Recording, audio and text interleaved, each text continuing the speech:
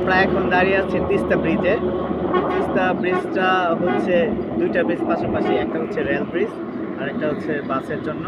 এটা পড়েছে মূলত লালমনিরহাটে, কিন্তু এই ব্রিজটার কানেক্টিভিটি অনেক গুরুত্বপূর্ণ। এখানে রংপুর, কুড়িগ্রাম এবং লালমনিরহাট তিনটা জেলার মানুষ এই দিকে যাতায়াত করে। এবং এখানে যে বিভিন্ন আপনার পোর্টগুলো আছে, বন্দরে অনেক গাড়িগুলো এদিকে যাওয়া আসা করে।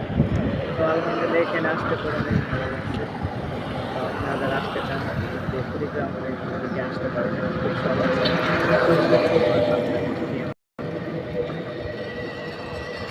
না।